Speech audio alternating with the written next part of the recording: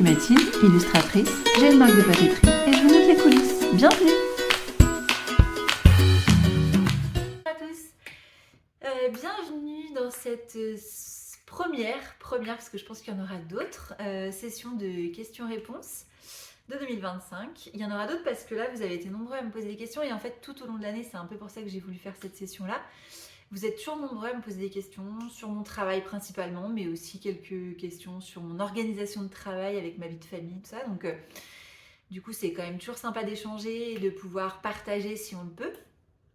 Je vous accueille ici donc, dans mon fauteuil de lecture sur lequel, en parlant de vie de famille, j'ai retrouvé ça.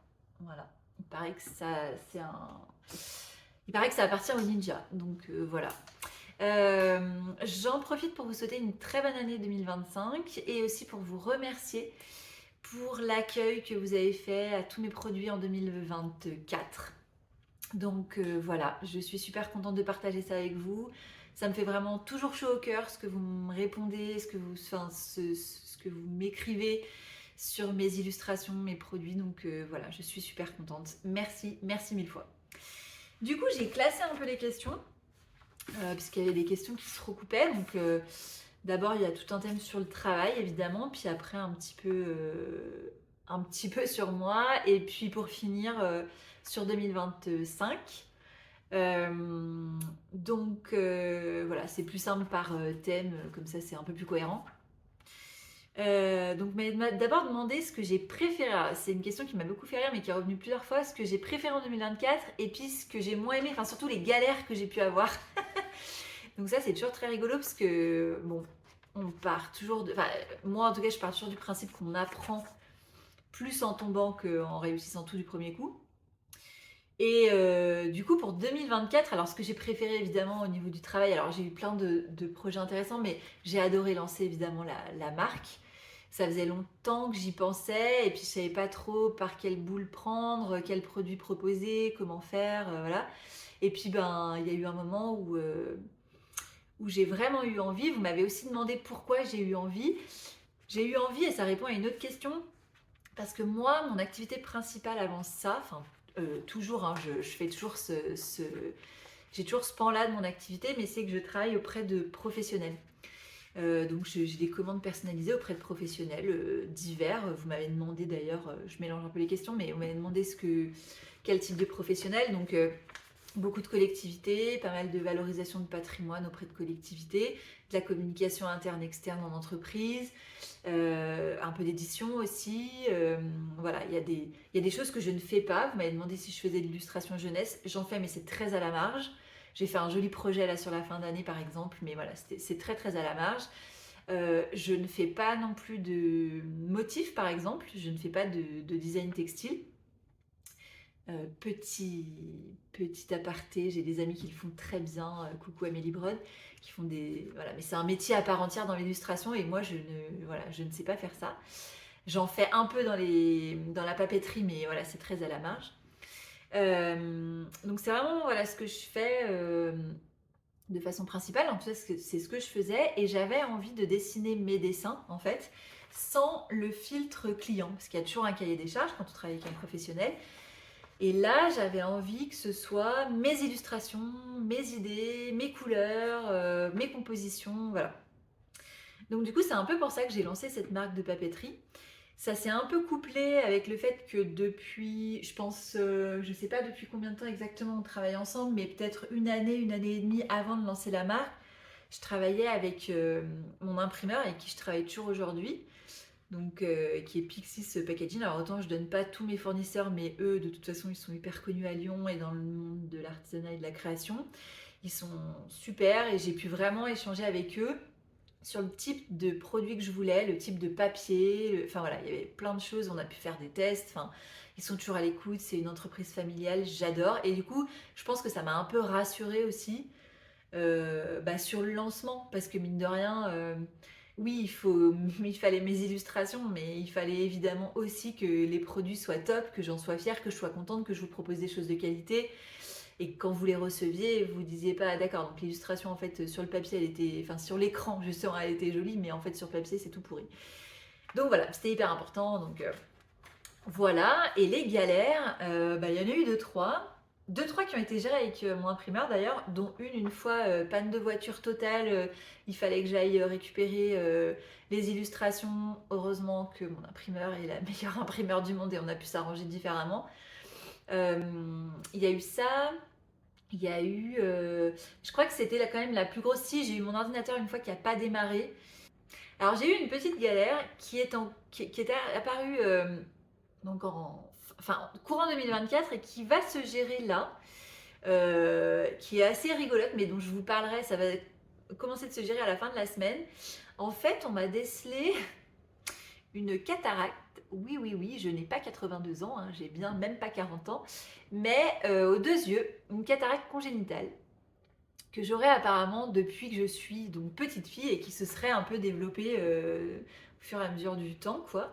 Et là, du coup, ça devient un problème pour voir. Alors, je me demande comment je vais voir les couleurs une fois que je serai opérée. Et donc, je me fais opérer là en janvier. Donc voilà, je vais pas vous raconter, enfin, je vais pas vous faire suivre ça, mais je vous raconterai en tout cas. Euh, donc on verra, est-ce que vraiment je verrai différemment, en tout cas je verrai de façon plus nette, ce qui est un peu le problème là aujourd'hui, donc tout ça devrait s'arranger. Voilà, c'est la galère un peu rigolote de 2024-2025. Ensuite on m'a demandé mes résolutions pour 2025. Alors des résolutions, j'en ai toujours fait plein, j'ai toujours eu plein d'idées de résolutions, et je pense que comme 99% des gens, je les ai jamais tenues. L'année dernière j'avais une résolution, enfin un objectif plutôt, je m'étais dit que je courrais un semi-marathon, ce que j'ai fait, et je m'étais dit que je créerais ma gamme de papeterie, ce que j'ai fait. Donc du coup j'étais super contente. Là pour 2025 j'avais très envie de travailler avec des maisons d'édition nationales. Et donc je ne vous spoile pas, mais donc je vous spoil un peu quand même, mais vous avez bien compris que je vous raconterai le moment venu. Mais voilà, c'était un de mes objectifs pour 2025. Ça a démarré fin 2024 et je vous raconterai tout ça en 2025, courant 2025. Ensuite, on m'avait demandé si j'étais dans un bureau partagé. Alors, j'ai été longtemps, enfin quelques années, je sais plus 2 ou 3 ans, au Textile Lab, qui est un- un espace partagé mais dédié au textile. Et il y a quelques bureaux où on ne se sert pas des machines en fait, on est juste là. Voilà. Donc j'ai été longtemps là et j'adorais cet endroit.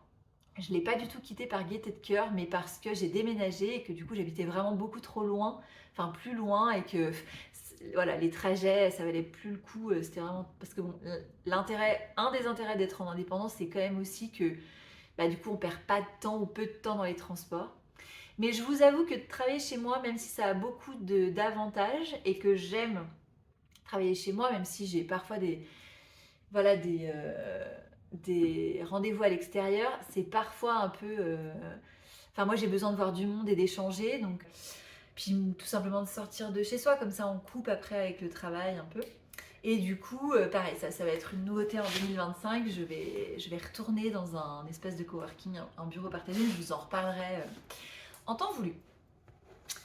Ensuite, vous m'avez demandé si je fabriquais moi-même mes produits.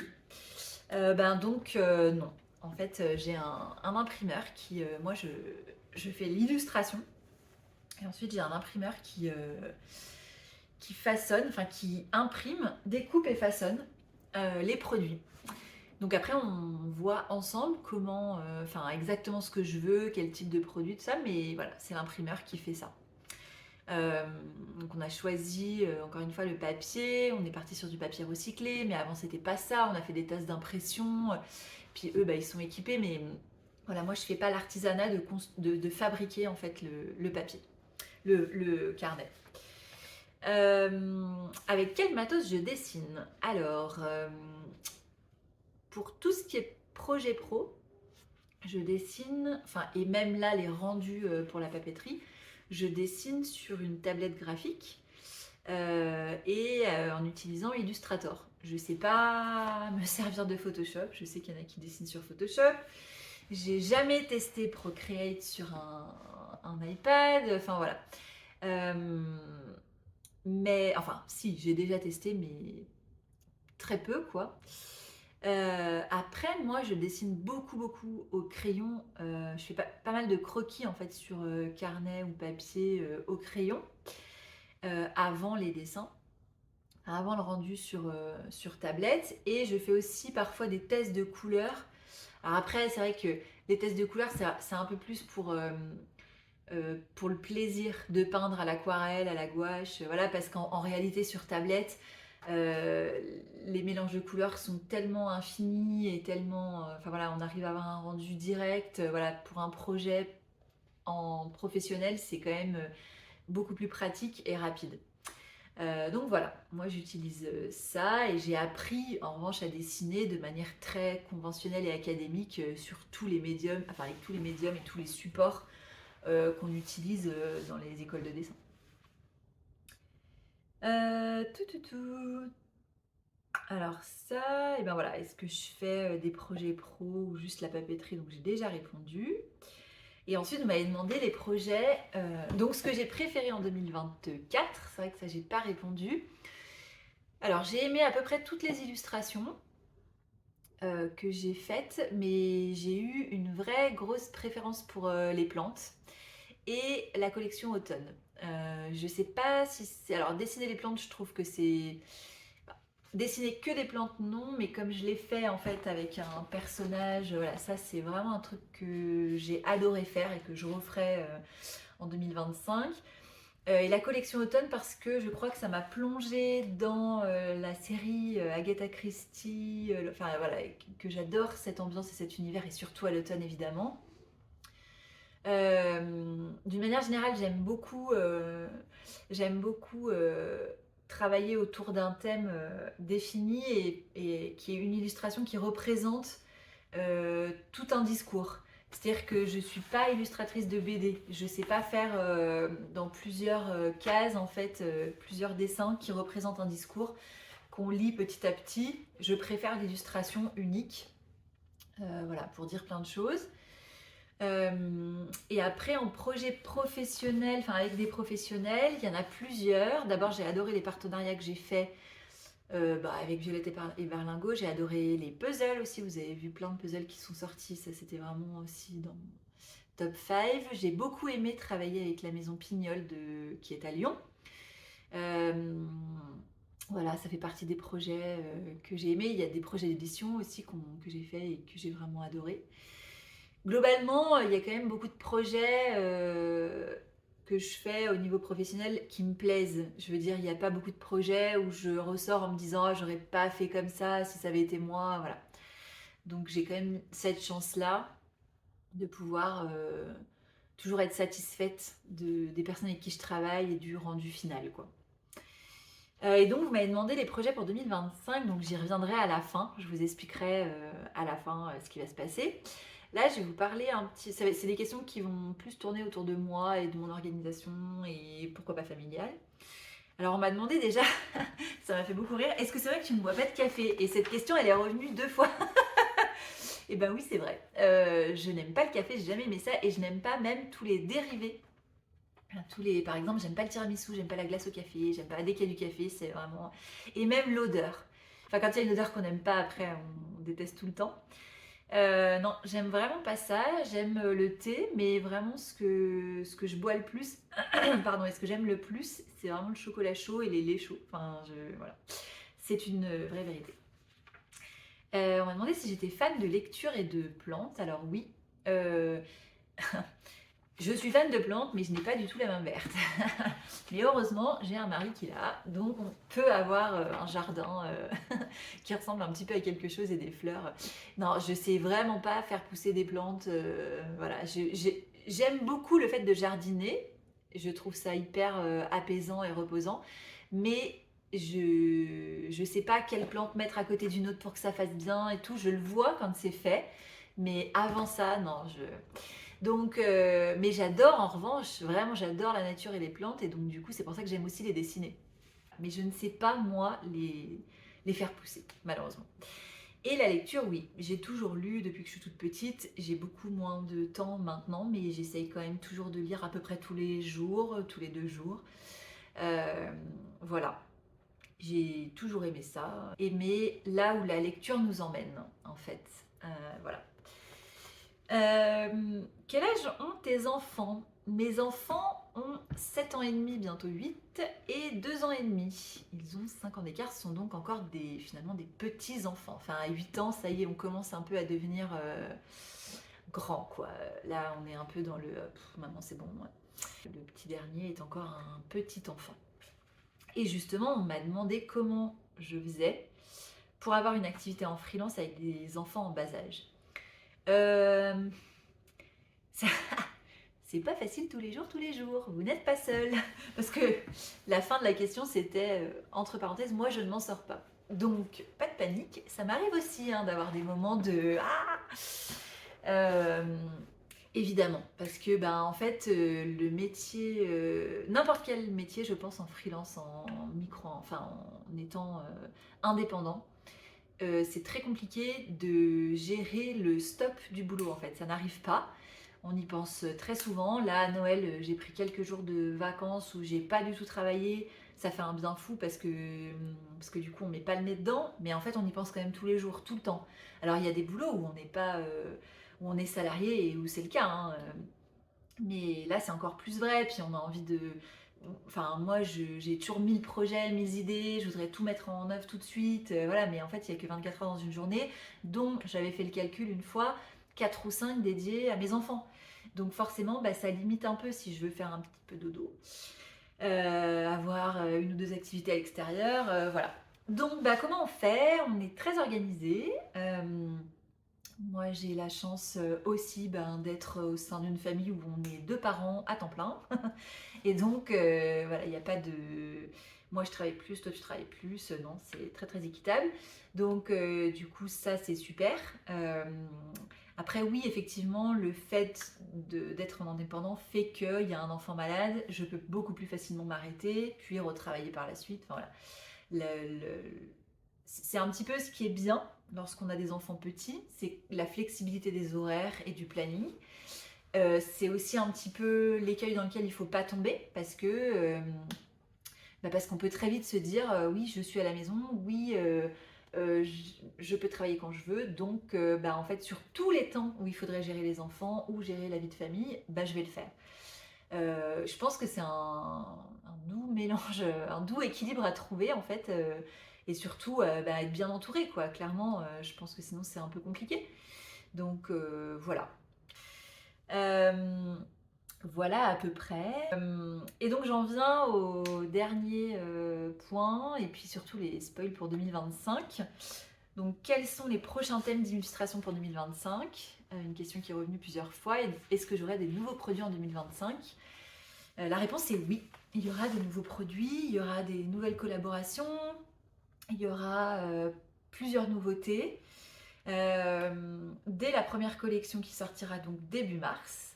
Et donc les prochains thèmes, alors j'ai déjà en tête à peu près tous les thèmes des collections qui vont venir. Je ne vais pas tous les spoiler ici, je vais simplement vous donner le thème de la première collection qui sera autour des héroïnes littéraires. Voilà, j'en dis pas plus, mais vous en saurez plus bientôt. De toute façon, je vous dis, la collection sort début mars. Donc voilà, je vous laisserai découvrir ça, mais je vous le ferai découvrir petit à petit sur les réseaux, sur la newsletter. N'hésitez pas à vous inscrire, sur la chaîne YouTube évidemment. Voilà, et puis cette année, il y aura encore une autre nouveauté qu'il n'y avait pas l'année dernière, c'est que ça va être une année un peu plus gourmande également. Je n'en dis pas plus. Voilà, c'est terminé. Je vous remercie de ce petit temps qu'on a passé ensemble. N'hésitez pas à réagir et puis n'hésitez pas surtout à m'envoyer vos questions parce que je referai des temps comme ça. Je trouve ça génial de pouvoir partager un peu le vécu de ce travail-là que j'aime tant et que je partage avec vous surtout tout le temps. Encore un grand merci et je vous embrasse.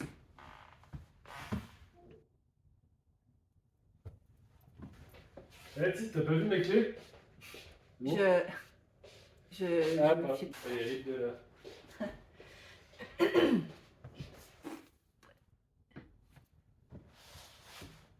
Là, on est un peu sur du coolos, hein.